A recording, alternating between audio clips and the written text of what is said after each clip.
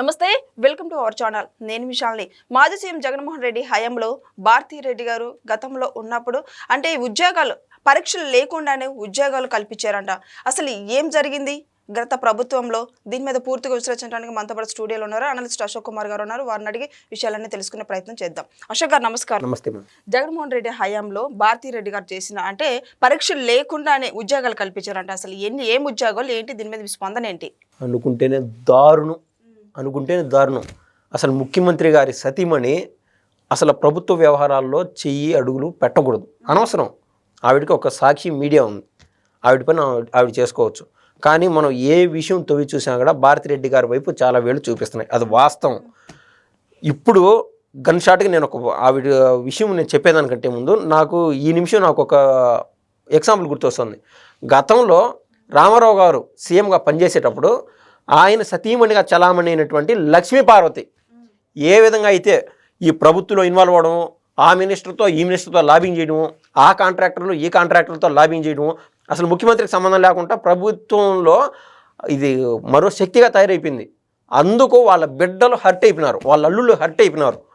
అది రామారావు గారికి ఇబ్బందిగా జరిగింది ఆ రోజున, అది వాస్తవం. ఇదంతా ఎవరి వల్ల జరిగింది?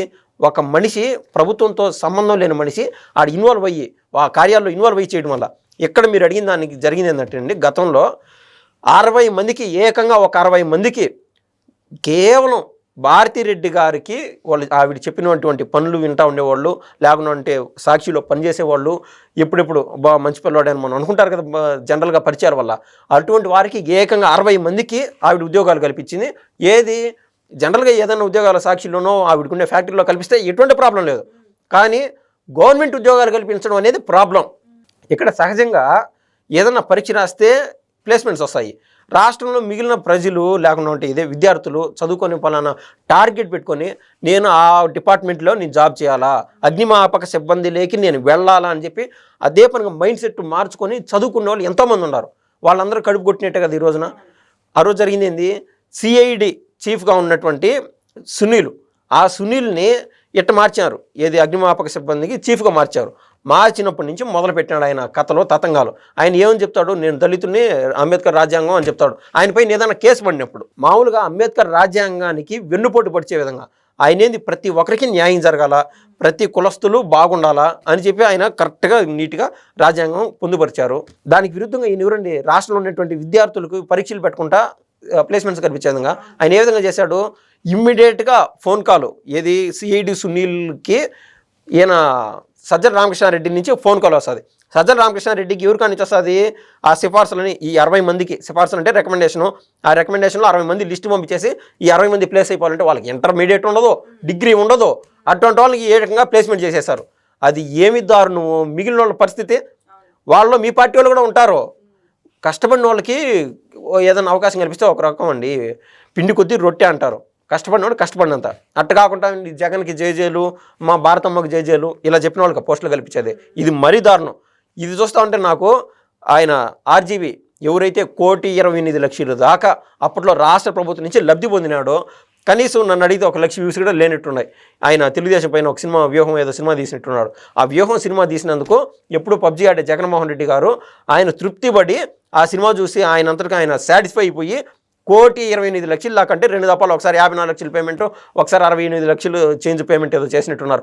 1,28,00,000 రాష్ట్ర ప్రభుత్వం నుంచి డబ్బులు పొందినాడంటే అది కూడా ఏది, ఒక పక్క ఫైబర్ నెట్ కార్పొరేషన్, మరో పక్క డిజిటల్ మీడియా కార్పొరేషన్ అని చెప్పి రకరకాల కార్పొరేషన్ నుంచి డబ్బులు రప్పించుకున్నారు. ఈ డబ్బులని ఎవరికి, నువ్వో నేనో మనం కష్టపడిన దాంట్లో మనం కొనే ప్రతి వస్తువు పైన 100% ట్యాక్స్ పడుతుంది. మనం ₹1 కొన్నా కూడా కనీసం ఒక 30 పైసలైనా మనం సెంట్రల్ గవర్నమెంట్కి ట్యాక్స్ కట్టాలా, రాష్ట్ర గవర్నమెంట్కి ట్యాక్స్ కట్టాలా. మనకే గవర్నమెంట్కి మనం ఏం డబ్బులు కట్టలేదని మనం అనుకుంటా ఉండొచ్చు కాక, ప్రతి ఒక్క రూపాయి పైన ట్యాక్స్ పడుతుంది. సో ఈ ట్యాక్స్ కట్టిన డబ్బులన్నీ ఈ కార్పొరేషన్లకి వెళ్ళిపోతున్నాయి నిధులు. అన్ని కార్పొరేషన్లన్నీ మడతెట్టేశారు జగన్మోహన్ రెడ్డి. ఎస్సీ కార్పొరేషన్లో డబ్బులు లేవు, దాన్ని ఎత్తి డీబీటీ ద్వారా ప్రజలందరికీ పంపిస్తున్నా అన్నాడు. తర్వాత ఎస్టీ కార్పొరేషన్లోను, బీసీ కార్పొరేషన్ అన్నీ కేవలం నామకే వస్తే బతుకున్నాయి, కానీ దాంట్లో డబ్బులు లేవు. ఈ విధంగా జగన్మోహన్ రెడ్డి పరిపాలన సాగింది. అది కాస్త కేవలం 2-3 కార్పొరేషన్ ఉంటే దాంట్లో డబ్బు పదిలంగా ఎక్కువ పెట్టుకొని వాళ్ళకి సంబంధించిన సోషల్ మీడియా సైకోలకి, ఎవరైతే బోరగడ్డ అనిల్ లాంటి వాళ్ళకి నెలకు 1,50,000 పంపించడము, లేకుండా అంటే మరొకరికి కల్లం హరికృష్ణారెడ్డికి ఒక 50,000 పంపించడము, ఇట్లా లిస్ట్ వేసుకొని వాళ్ళ రిస్క్ రీత్యా, వాళ్ళ మాటల రీత్యా, వాళ్ళ బూతుల రీత్యా పలానా డబ్బులు అని పంపించుకుంటూ వచ్చారు. ఆ ఫైబర్ నెట్ కార్పొరేషన్లోను, అదేవిధంగా డిజిటల్ మీడియా కార్పొరేషన్లోను. అదేవిధంగా ఈ కార్పొరేషన్ కాకుండా అగ్నిమాపక సిబ్బందిలో కూడా ఇదే దారుణం జరిపినారు. ఆ మాదిరి 60 మంది ఎవరైతే పోస్టింగ్లో ఉన్నారో రాష్ట్ర ప్రభుత్వం ఖచ్చితంగా చర్యలు తీసుకొని ఆ పోస్టింగ్లు ఓడగొట్టేసి మళ్ళీ ఫ్రెష్గా ఎగ్జామ్స్ పెట్టి ఎవరైతే అర్హులైన వారు ఉంటారో వారిని ఆ పోస్టులో నియమిస్తారని నేనైతే భావిస్తున్నాను. మరి కూటమి ప్రభుత్వం చర్యలు తీసుకుంటుందా? మరి వాళ్ళు గత 5 సంవత్సరాల్లో వాళ్ళు విడిగా వాడుకున్న ఇప్పుడు పోస్టులన్నీ అంటే గవర్నమెంట్ జాబులు ఇప్పించారు కాబట్టి ఇప్పుడు కూటమి ప్రభుత్వం ఎలాంటి చర్యలు తీసుకోబోతుంది? ఇప్పుడు ఎవరు పాటు వాళ్ళు కష్టపడతా ఉంటే వాళ్ళని ఉన్న పళ్ళంగా వాళ్ళని ఉద్యోగాలు చేసి వాళ్ళు కడుపు కొట్టినట్టు ఉంటుంది. అది కూడా పాపం అన్నట్టు అనిపిస్తుంది. ఇప్పుడు క్రైమ్ చేసినోడు కంటే చేపించినోడి పైన ఎక్కువ కేసు పడుతుంది. ఆ చేసినోడు ఏదో తెలియక ల్యాక్ ఆఫ్ నాలెడ్జ్ అంటారు కదా, ఆ నాలెడ్జ్ ప్రకారం ఇదే కదా ఓకే గవర్నమెంట్ నుంచే నాకు జాబ్ వచ్చింది అనుకుని 60 మంది జాబులు చేసుకున్నారు. ఇప్పుడున్న పళ్ళంగా వాళ్ళని ఊడగొట్టి రోడ్ల పైన పడేస్తే వాళ్ళు ఇబ్బంది పడతారు కదా. సో రాష్ట్ర ప్రభుత్వం వాళ్ళకి 6 నెలలు టెర్మినేషన్ పీరియడ్ ఇచ్చి ఖచ్చితంగా మీరు ఎగ్జామ్ రూట్లో కన్నా వస్తే రాని, లేకుంటే మీరు ఇప్పుడు దాకా గవర్నమెంట్ నుంచి తీసుకున్నటువంటి డబ్బులు చాలు అని చెప్పి ఇప్పటికీ పెద్ద మనసు చేసుకొని వాళ్ళకు ఒక అవకాశం ఇచ్చి 6 నెలల వరకు టైం ఇచ్చి ఆ ఉద్యోగాల నుంచి స్వతహాగా వాళ్ళు జాబ్ నుంచి రిజైన్ చేసే విధంగా ప్రభుత్వం అనేది చర్యలు తీసుకునిందండి. సో ఇదండి గత 5 సంవత్సరాల్లో జగన్మోహన్ రెడ్డి కావచ్చు, భారతిరెడ్డి కావచ్చు, అంటే అధికారం ఉందని చెప్పి ఎగ్జామ్స్ లేకుండా, పరీక్షలు లేకుండా వాళ్ళకి గవర్నమెంట్ జాబులు ఇప్పించారు. ఇప్పుడు కూటమి ప్రభుత్వం చర్యలు తీసుకుంటుంది. నెక్స్ట్ వీడియోలో ఏం జరుగుతుందో తెలుసుకునే ప్రయత్నం చేద్దాం. Thank you. ధన్యవాదాలు.